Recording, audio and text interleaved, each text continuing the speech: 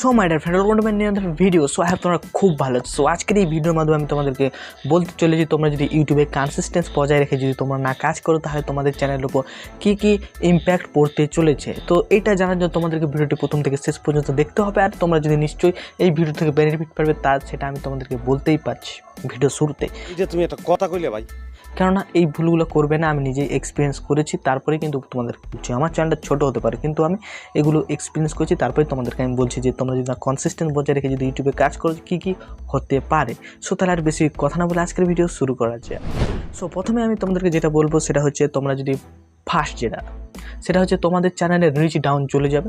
যে তোমরা যদি কনসিস্টেন্ট বজায় রেখে না কাজ করো, তোমাদের চ্যানেলে ভিডিওতে রিচ ডাউন আসবে। যে ইউটিউবে যখন তুমি ভিডিও আপলোড করো, ইউটিউব তখন সেই ভিডিওটাকে অন্যান্য অডিয়েন্সের কাছকে পৌঁছায়, কিন্তু সেই পৌঁছানোর কাজটা কিন্তু কমিয়ে দিবে তোমরা যদি কনসিস্টেন্ট বজায় রেখে কাজ না করো।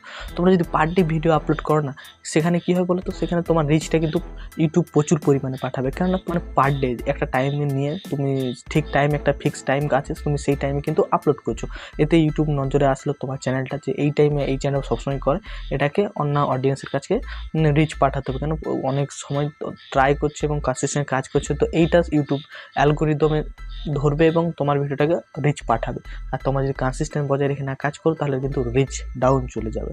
সো এটা হচ্ছে প্রথম। এরপর সেকেন্ড সেটা হচ্ছে তোমাদের সাবস্ক্রাইবার কমতে থাকবে। তোমাদের যে সাবস্ক্রাইবারটা আসছে না, সেই সাবস্ক্রাইবারটা কিন্তু মাইনাস হতে থাকবে। তোমরা যদি ভিডিও আপলোড করো, তোমার সাবস্ক্রাইবাররা কিন্তু আনসাবস্ক্রাইব করে দেবে। তোমরা যদি অনেক দিন পর ভিডিও আসছে, এখন তোমরা বলবে অনেক বড় ইউটিউবার আছে, তারা যে অনেক দিন পর ভিডিও দেয়, তাদের তো সাবস্ক্রাইবার কমেনি। তাদের কথাটা আলাদা, কেন তারা একটা পজিশানে গিয়েছে, তারপর এরকম করছে। তারা যখন স্টার্টিং পজিশানে ছিল, তারাও কিন্তু কনসিস্টেন্স বজায় রেখে কাজ করেছে। এটা কিন্তু তোমরা যদি একটু রিসার্চ করো, নিশ্চয়ই জানতে পারবে।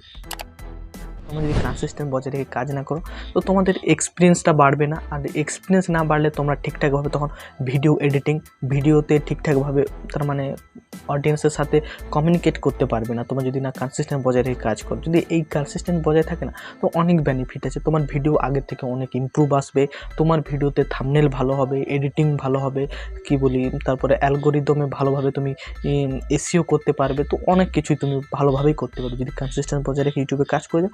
অনেক কিছু শিখতে পাবে, আর ডে বাই ডে নিজের ইমপ্রুভ হবে। এটাই হচ্ছে সবচেয়ে বড় কথা, নিজের ইমপ্রুভটা হবে।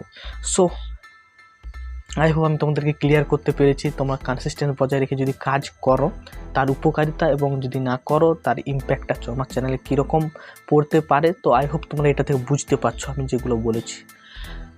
সো আজকের ভিডিওটা আমি এখানে শেষ করছি। আর এই ভিডিওটা থেকে তোমরা যদি একটু ইনফরমেশন যদি পেয়ে থাকো বলে যদি মনে হয়, নিশ্চয়ই এই চ্যানেলটিকে সাবস্ক্রাইব করতে পারো, কেননা এই চ্যানেলে ইউটিউব রিলেটেড হেল্পফুল ভিডিও এসে থাকে। সো দেখা যাচ্ছে নতুন ভিডিওতে। Tata, bye bye, see you to next video.